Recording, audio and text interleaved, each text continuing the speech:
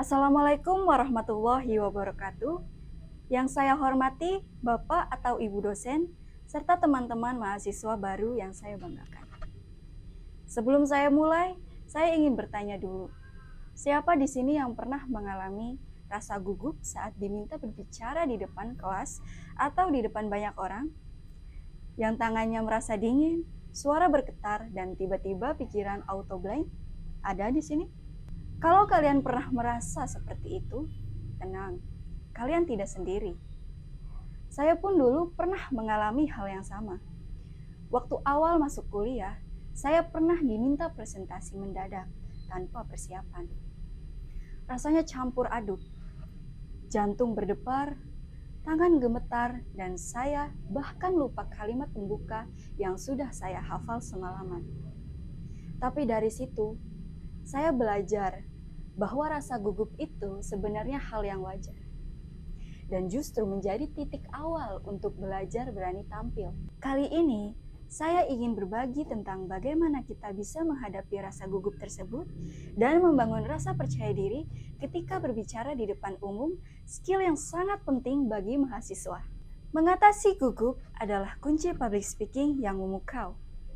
Rasa gugup adalah hal yang manusiawi, tetapi bukan alasan untuk berhenti berkembang.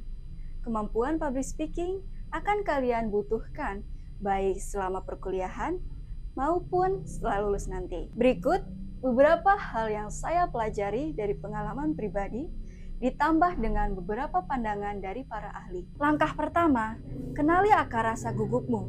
Adanya 3 faktor yang membuat rasa gugup itu terjadi. Faktor pertama, kurangnya persiapan. Seringkali gugup muncul karena kita merasa belum cukup siap. Ini adalah hal pemicu utama kecemasan. Faktor kedua, takut salah. Kekhawatiran akan membuat kesalahan di depan umum bisa melumpuhkan. Faktor ketiga, takut dinilai. Ketakutan akan penilaian negatif dari audiens adalah beban psikologis yang signifikan. Padahal, kebanyakan audiens sebenarnya tidak sejudgmental itu. Mereka hanya ingin mendengar apa yang ingin disampaikan. Persiapan adalah kunci utama. Dulu saya sering takut presentasi karena merasa cara bicara saya tidak sebagus teman-teman lain. Tapi setelah saya coba latihan berkali-kali, yang penting kita menyampaikan pesan dengan jelas. Semakin kalian siap, semakin kecil rasa gugupnya.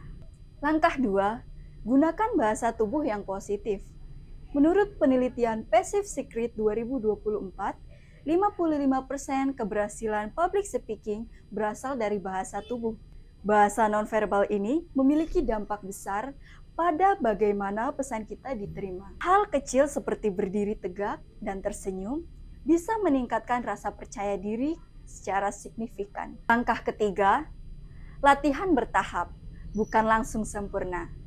Jujur, tidak ada yang langsung mahir. Bahkan, pembicara hebat pun dulu pernah grogi. Mulai dengan membaca materi dengan suara keras di kamar, fokus pada intonasi dan kejelasan.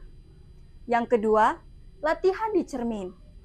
Amati bahasa tubuh dan ekspresi wajah Anda di depan cermin. Yang ketiga, berbicara di depan teman. Dapatkan umpan balik dari teman atau keluarga. Sedikit demi sedikit, rasa gugup itu pasti akan berkurang. Lebih dari sekedar berbicara, menurut Presentium 2024, public speaking tidak hanya meningkatkan kepercayaan diri, tetapi juga membantu mengembangkan kemampuan penting lainnya, seperti kemampuan berpikir kritis, keterampilan kepemimpinan, dan kemampuan mendengarkan yang efektif. Jadi, untuk teman-teman sekalian, mulailah hari ini. Jangan biarkan rasa gugup menghalangimu. Setiap langkah kecil adalah bagian dari perjalanan besar menuju penguasaan public speaking. Kenali diri, pahami pemicu gugupmu, latihan bahasa tubuh, gunakan postur dan senyum positif. Praktikkan bertahap, mulai dari yang kecil, terus meningkat. Mulai sekarang, kalau kalian diminta maju ke depan dan mulai merasa gugup, tarik nafas, tersenyum, dan katakan dalam hati, saya bisa, saya siap, dan saya akan coba. Terima kasih atas perhatian teman-teman semua. Semoga apa yang saya bagikan bermanfaat. Wassalamualaikum warahmatullahi wabarakatuh.